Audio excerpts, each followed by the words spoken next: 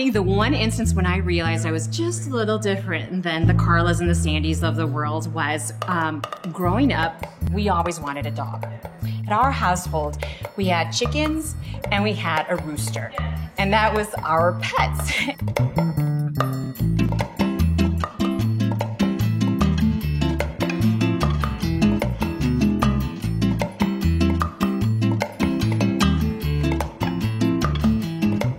Not about looking for acceptance any longer. What?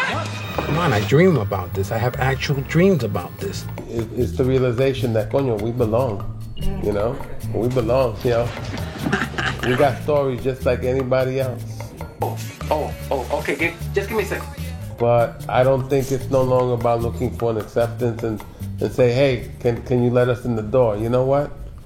We know how to open the door now and walk in.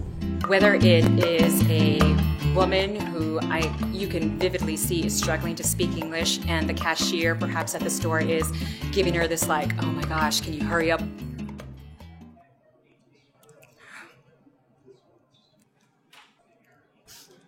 You hate it when you're that person that people don't understand.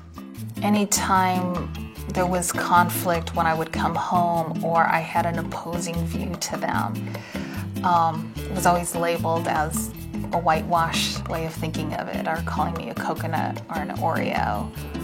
When it's been used against me, I feel like it's a way of saying that I've moved away from my culture or who I am, or I'm trying to deny what I am.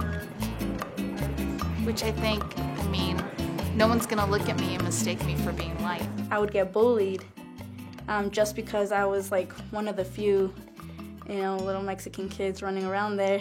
It made my experience a lot harder just because I felt like I couldn't fit in. I couldn't fit in anywhere. But I understood the importance of what my mom wanted to see for me. She wanted something better for me. Latino to me is a brand new brand name for us. We're much more ancient and older and have a longer history than what Latino can really offer us. Once I started drumming, I started learning the roots of our music. Not merengue, which is popular music, not salsa, which is popular, not bachata, but where that came from, and the African roots and the history that comes with that. That's when it got really profound. And I felt at that point, I was making up for years of not knowing. I know if I worked as hard as my mom did, an immigrant lady, did for us to support her and her 7 kids, that somehow, some way, I was going to become the best in the world. I was determined to do it. I remember graduating high school, and I told myself, I'm gonna go to college now, and I don't know if I'll make it through, but if I do, that'll be the day that I'll be like, dang, I can do anything. We're all Americans, but we all have different cultures. But that's the beauty of America. And let's not forget where our parents, where our grandparents came from. And let's still keep those roots. But first and foremost, I am American. I'm the new breed of what it is to be American.